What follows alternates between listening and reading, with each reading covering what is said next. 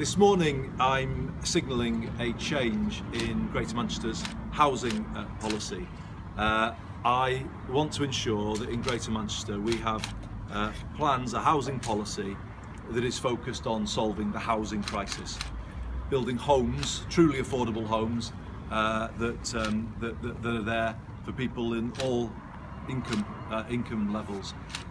So I very much want to signal that change today, and I'm very proud to announce that the City Mayor of Salford, Paul Dennett, will be leading on that brief for me within the combined authority, specifically on housing, planning and homelessness. What I would like to see is more focus on truly affordable housing in all 10 of the boroughs of Greater Manchester. Yes, building more council housing, building more social housing, so that we deal with the housing crisis. In recent times there has been a focus on flagship development, on high-end development and on commuter homes. Those schemes will be important in terms of driving Greater Manchester forward, and we'd like obviously to see those schemes come to fruition.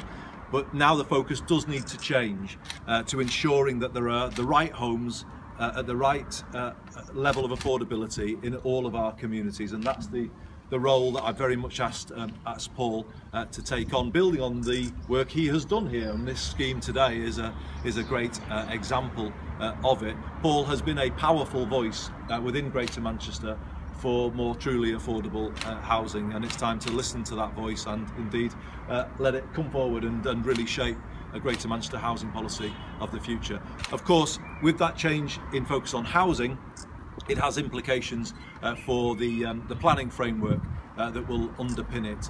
And I am saying today, that, to repeat what I said in the mayoral campaign, that we now wish to see a radical rewrite of the Greater Manchester Spatial Framework to support that desire to build the right kind of homes in the right places. So it will result in a substantial reduction in loss of green space across Greater Manchester. It will see a shift away from more development on the main roads towards the town centres. I want to set a new goal of revitalising our town centres with higher density development, and I today issue a call to developers across Greater Manchester to help us in that work, to look at how we may transform the town centres of Greater Manchester, reshape them not as the old retail centres that they were, but more as residential centres for the future.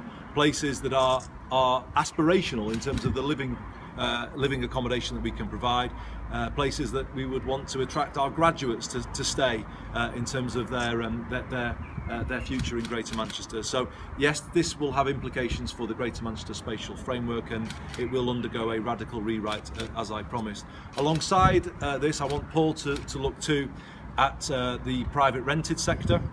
We have a very responsible private rented sector in Greater Manchester, where many landlords do the right thing, but we have some who don't, who are absent private landlords, who don't invest in the upkeep of their properties, who charge unfair fees on their tenants, and who don't respect their communities. They allow properties to fall into unacceptable states of disrepair.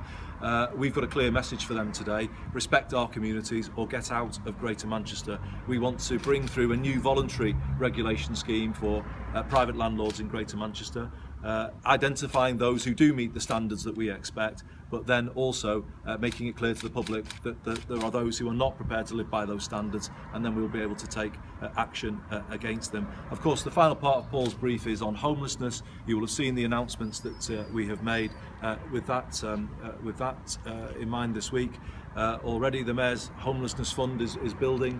What I want Paul is to provide a political lead on making sure that we deliver on our commitment to end rough sleeping across Greater Manchester by 2020.